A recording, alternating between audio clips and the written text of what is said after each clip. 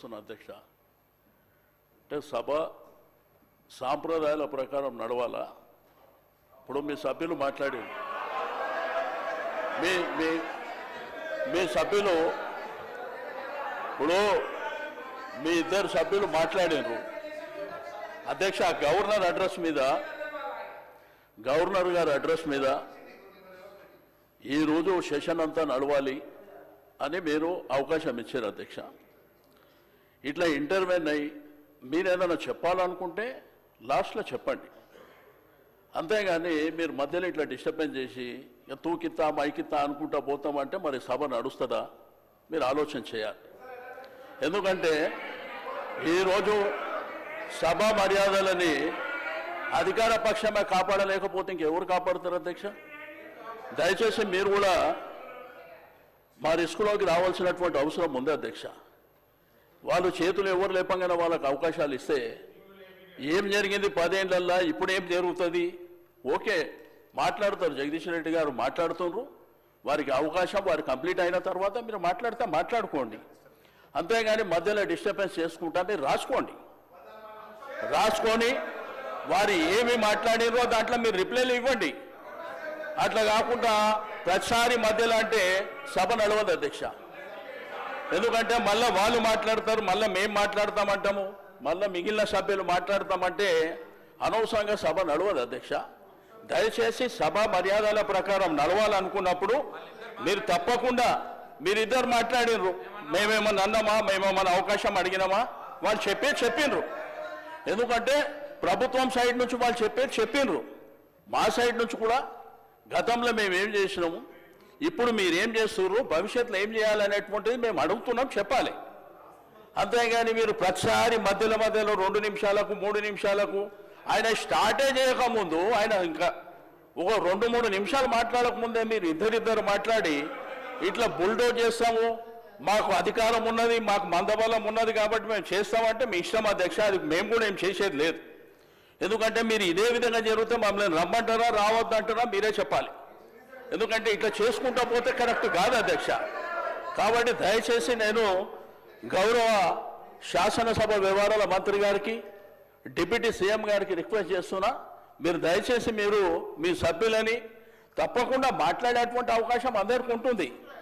కాబట్టి ఆర్డర్ ప్రకారం మాట్లాడేటువంటి కార్యక్రమాన్ని మీరు నిర్వహించాలని చెప్పి నేను రిక్వెస్ట్ చేస్తున్నా. సభ్యులు తలసాని శ్రీనివాస్ యాదవ్ గారు అంటే ఏలనేని గౌరవము, మరి వారు సీనియర్ శాసనసభ్యులు, కానీ ఎవరికంటే వాళ్ళకి నేను ఇవ్వలేదు. గవర్నర్ ప్రసంగం పైన ఆది శ్రీనివాస్ గారు మాట్లాడినరు, మా ఈ సభ విప్పు, అందుకే వారికి అవకాశం ఇచ్చిన. తర్వాత మంత్రి గారు అడిగితే మంత్రి గారికి ఇచ్చిన. నా రిక్వెస్ట్ కూడా మీతో ఒకటే, ప్రతిపక్షాలకు గవర్నర్ ప్రసంగం పైన మాట్లాడితేనే మంచిది. డీవియేషన్ అయితే తప్పకుండా అక్కడికి వెళ్ళి ప్లీజ్.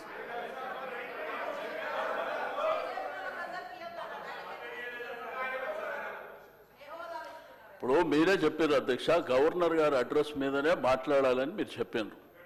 ఇద్దరు సభ్యులు అవే మాట్లాడిరా అధ్యక్ష? అవే మాట్లాడినరా? ఇప్పుడు మంత్రి గారు మాట్లాడారు, అవే మాట్లాడిరా? నేను అడిగేది ఏంటంటే, నేను ఏ సభ్యులకు అవకాశం ఇవ్వద్దని నేను అంటలేను అధ్యక్ష. మాకు అవకాశం వచ్చినప్పుడు మేము చెప్పిన తర్వాత మీకు అవకాశం ఉన్నది, మీరు తర్వాత మాట్లాడండి అంటున్నా.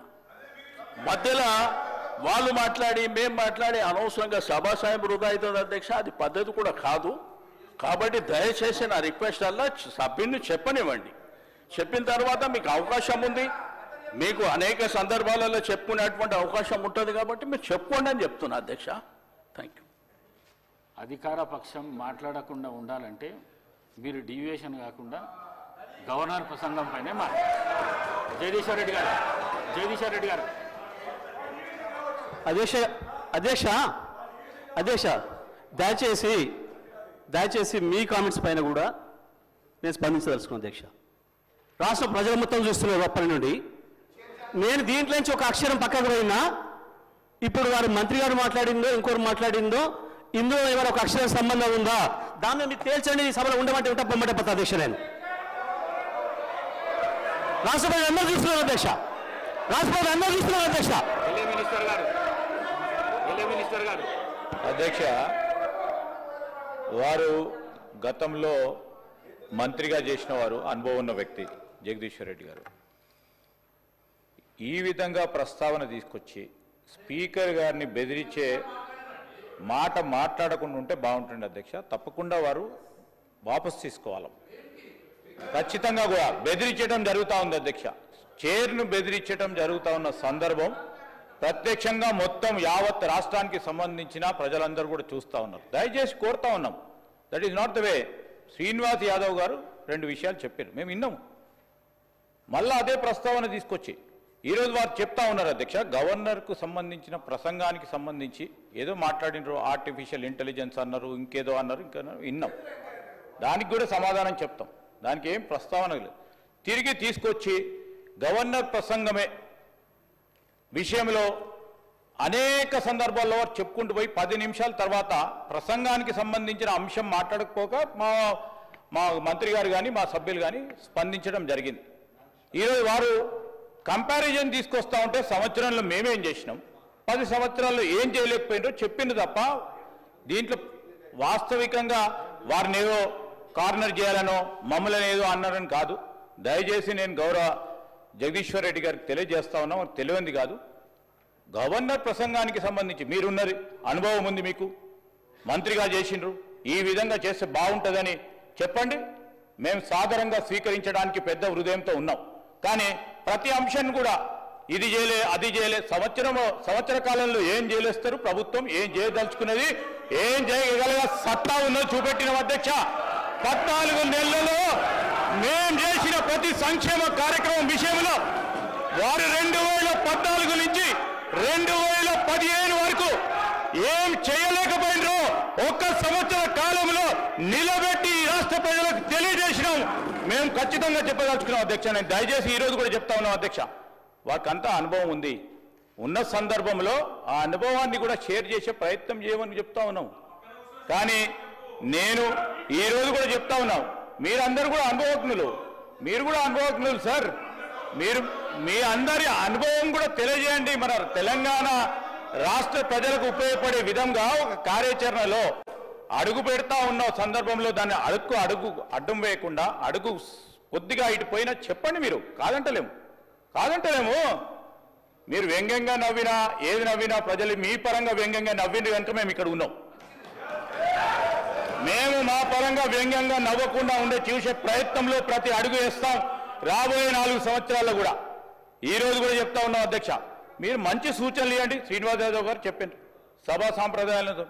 సరే, వారు ఏ విషయంలో చెప్పిండ్రో ఏం సాంప్రదాయాలను పాటించే కార్యక్రమం చేయదలుచుకున్నాం కనుకనే ఈ విధంగా నడుస్తూ ఉన్నాం అధ్యక్ష. దయచేసి సహకరించి సబ్జెక్టు పరిమితమై ముందుకు పోవాలని కోరుతా ఉన్నాం అధ్యక్ష. జగదీశ్వర్ రెడ్డి గారు అధ్యక్ష.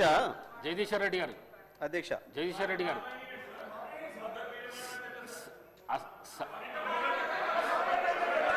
జగదీశ్వర్ రెడ్డి గారు జగదీశ్వర్ రెడ్డి గారు జగదీశ్వర్ రెడ్డి గారు సార్ చెప్పండి. అసహనానికి గురి కాకండి. మేమా? మీరే రాష్ట్రపతి చూస్తున్నారు. మీరే రాష్ట్రపతి చూస్తున్నారు అధ్యక్ష. రాష్ట్రపతి చూస్తున్నారు. అధ్యక్ష. సహనం అధ్యక్ష, రాష్ట్ర ప్రజలందరూ చూస్తున్నారు. జగదీశ్వర్ రెడ్డి గారు ప్లీజ్. జగదీశ్వర్ రెడ్డి గారు ప్లీజ్. జగదీశ్వర్ రెడ్డి గారు ప్లీజ్ 1 మినిట్. అసహనానికి గురి కాకండి, సహనంతో మాట్లాడండి, సభా సాంప్రదాయాలను కాపాడండి. మీరు సీనియర్ శాసనసభ్యులు, మంత్రి పదవి కూడా చేశారు మీరు 10 సంవత్సరాలు. మీరు ఈ విధంగా మాట్లాడడము, సభను సాంప్రదాయాలను తప్పుదోవ పట్టించడం మంచిది కాదు. ప్లీజ్ మాట్లాడండి. అధ్యక్ష, ఏ సభా సంప్రదాయానికి నేను విరుద్ధంగా మాట్లాడినా మీకు చెప్తే తర్వాత మాట్లాడతా అధ్యక్ష. నా విషయంలోనే నన్ను ప్రశ్నించడమే సభా సాంప్రదాయాలకు విరుద్ధము. అసలే కాదు అధ్యక్ష. నన్ను ప్రశ్నించడం అధ్యక్ష, ఈ సభ మన అందరిది. ఈ సభ మా అందరికి సమానమైన హక్కులు ఉన్నాయి. మా అందరి తరఫున మీరు పెద్ద మనిషి మాత్రమే ఆడ కూర్చున్నారు తప్ప ఈ సభ మీ సొంతం కూడా కాదు. ఈ విషయం అధ్యక్ష వారు మాట్లాడిన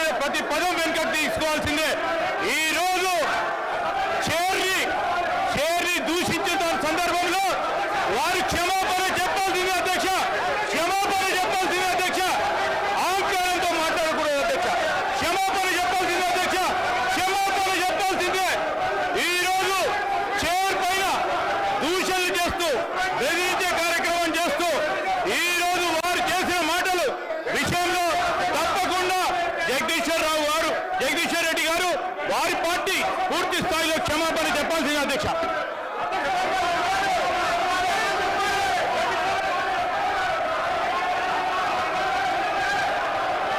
స్పీకర్ సార్, శ్రీధర్ బాబు గారు ఆ మాట వినండి. జగదీష్ రెడ్డి గారు ఏం తప్పు మాట్లాడిండ్రు? సభలో అందరు సభ్యులకు సమానమైన హక్కు ఉంటుంది. సభ అంటే ఒక కాంగ్రెస్ పార్టీకు, సభ అంటే ఒక ప్రభుత్వానికి సంబంధించింది కాదు, ప్రతిపక్ష శాసనసభ్యులకు కూడా సమానమైన హక్కు ఉంటుంది అని చెప్పి జగదీష్ రెడ్డి గారు అన్నారు. దాంట్లో ఎంత మాత్రం జగదీశ్వర్ రెడ్డి గారు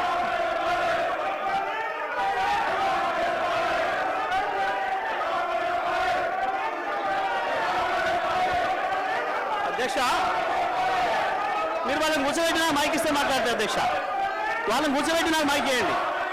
వాళ్ళని కూర్చోబెట్టి నాకు మైక్ ఇవ్వండి. సభను ఆర్డర్లో పెట్టి నాకు మైక్ ఇస్తే మాట్లాడతారు అధ్యక్ష, లేకపోతే నేను మాట్లాడిన అధ్యక్ష. సభను ఆర్డర్లో పెట్టి అందరు కూర్చొని నేను మాట్లాడతా అధ్యక్ష.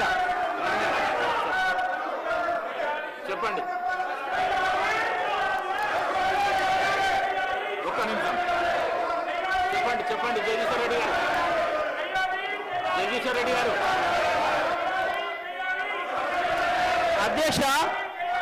అధ్యక్షుల వారి బాధ్యత సభను ఆర్డర్లో పెట్టడము.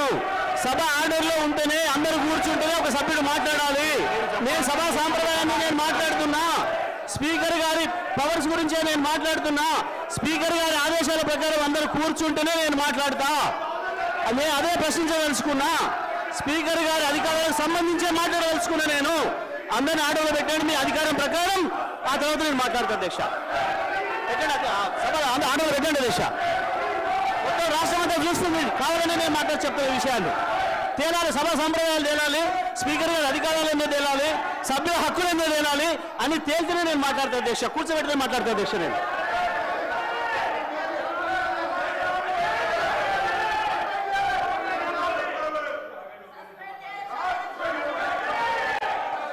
లక్ష్మణ్ సభ్యులు జగదీశ్వర్ రెడ్డి గారు, గౌరవ స్పీకర్, మా దళిత వర్గానికి చెందినటువంటి మా గౌరవ స్పీకర్ గారిని అవమానపరిచినందుకు బేషరతుగా క్షమాపణ చెప్పాలని చెప్పి కోరుతున్నాము. ఎందుకంటే అధ్యక్ష, ఈరోజు 10 సంవత్సరాలు ఈ రాష్ట్రంలో వారు అధికారంలో ఉన్నారు. చైర్కు గౌరవించాల్సిన కనీస మర్యాద లేకుండా పిట్టకథలు చెప్పుకుంటూ స్పీకర్ గారిని ఏకవచనంతో మాట్లాడినట్టు సందర్భంలో పట్ల తక్షణమే జగదీశ్వర్ రెడ్డి గారిని సస్పెండ్ చేయాలి. గతంలో జరిగిన సభలో మా యొక్క సంపత్ కుమార్ సభ్యుడు పేపర్ ఇట్లా పైకి ఎసిరేసినందుకే ఆయనకు శాస్త్రీయ సభ్యత్వం రద్దు చేసే విధంగా సస్పెండ్ చేసిన అధ్యక్ష. జగదీశ్వర్ రెడ్డి గారిని తక్షణమే సస్పెండ్ చేయాలని చెప్పి మిమ్మల్ని కోరుతున్నాం అధ్యక్ష. దళితులపై జరిగినటువంటి అవమానాన్ని యావత్ దళిత జాతికి క్షమాపణ చెప్పాలి. మొదటి నుంచి కూడా టీఆర్ఎస్ ప్రభుత్వం దళితుల చిన్న చూపు, దళిత వర్గాల చిన్న చూపు, చైర్ మీద చిన్న చూపు. ఈరోజు జగదీశ్వర్ రెడ్డి గారు మాట్లాడిన మాట విషయం తక్షణమే ఆయన సస్పెండ్ చేయాలని చెప్పి డిమాండ్ చేస్తున్నాం అధ్యక్ష.